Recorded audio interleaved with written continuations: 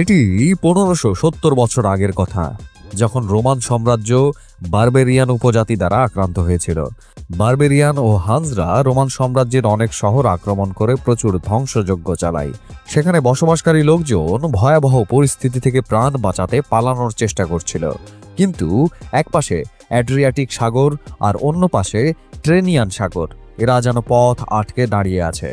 তাদের কাছে একটি মাত্র বিকল্প ছিল, তাই তারা সমুদ্রের কাছের দ্বীপগুলোতে পালাতে শুরু করে।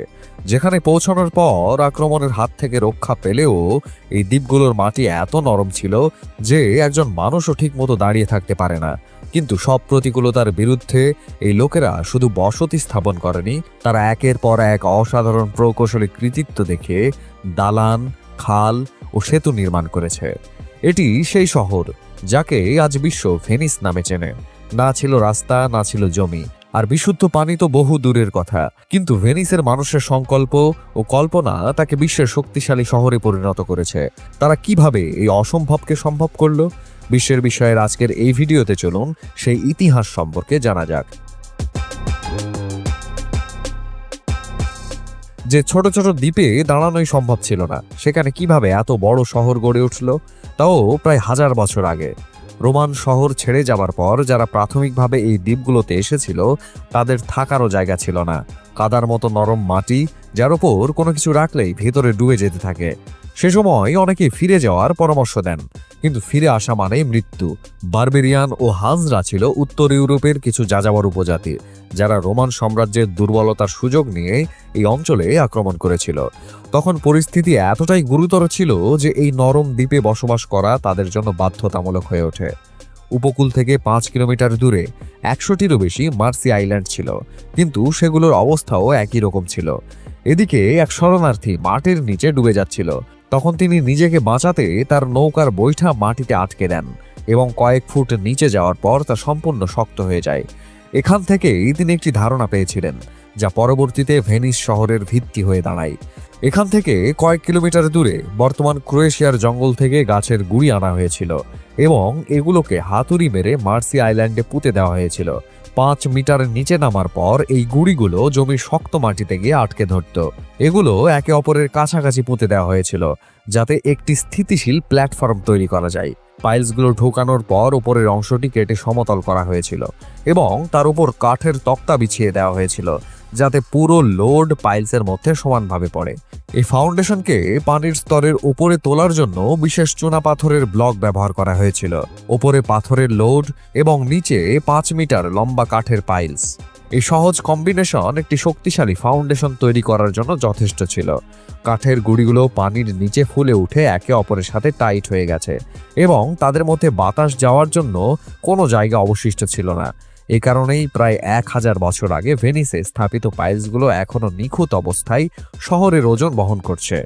ফাউন্ডেশন স্থাপনের পর এর ওপর ভবন নির্মাণের কাজ শুরু হয়। প্রথম দিকে ভেনিসিয়াসরা কাঠের ঘর তৈরি করেছিল, কিন্তু এগুলোতে রান্নার সময় প্রায় আগুন ধরে যেত। পরে ইটের ব্যবহারও শুরু হয়।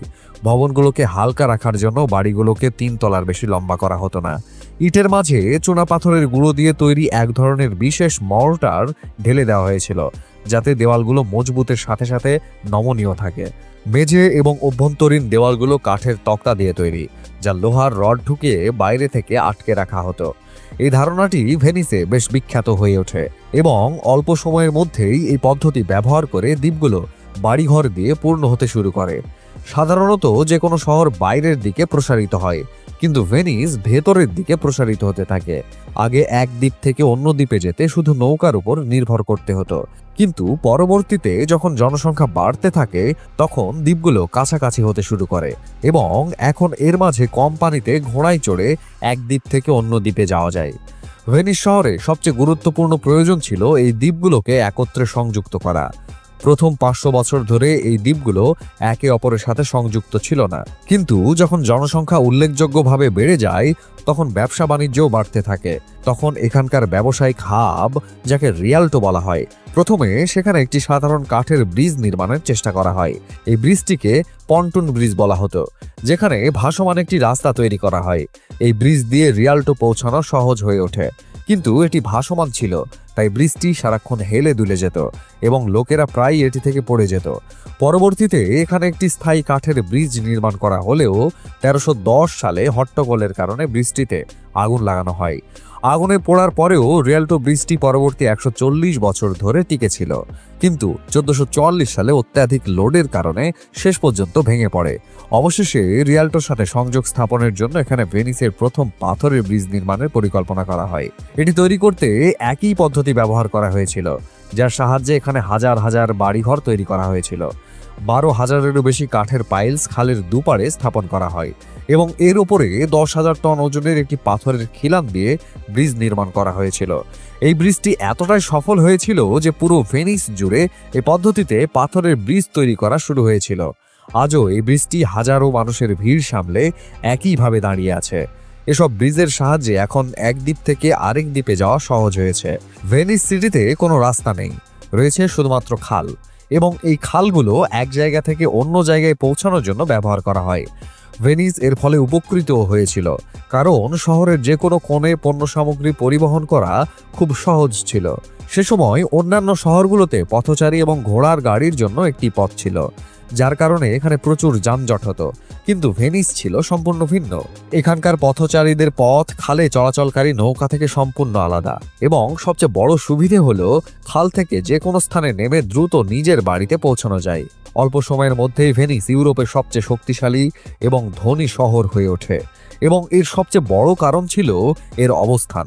যদি মানচিত্রে দেখা যায় তাহলে এটি অ্যাড্রিয়াটিক সাগর, যার শেষ প্রান্তে রয়েছে ভেনিস, এবং এই সাগরটি সরাসরি ভূমধ্য সাগরের সাথে মিলিত হয়েছে, এবং ভূমধ্য সাগর আফ্রিকা, ইউরোপ এবং মধ্যপ্রাচ্যের সাথে সংযুক্ত। আজও সমুদ্রপথকে পণ্য পরিবহনের সবচেয়ে সহজ ও সস্তা মাধ্যম হিসেবে বিবেচনা করা হয়। অর্থাৎ মধ্যপ্রাচ্য ও ইউরোপ থেকে পশ্চিম ইউরোপে, যেখানে ইতালি, অস্ট্রিয়া, হাঙ্গেরি, জার্মানি এবং ফ্রান্স অবস্থিত, সেখানে পৌঁছানোর জন্য জাহাজটি সহজেই অ্যাড্রিয়াটিক সাগরের শেষ প্রান্তে পৌঁছাতে পারত, যেখানে আজ ভেনিস রয়েছে।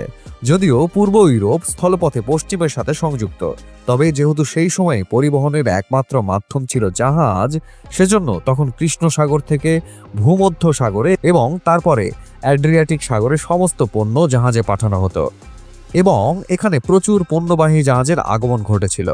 ফলে পশ্চিম ইউরোপ থেকে পূর্ব ইউরোপে পণ্য পাঠানোর জন্য সস্তায় কার্গো জাহাজগুলো ভেনিস থেকে পাওয়া যেত, কারণ তাদের খালি ফিরতে হতো।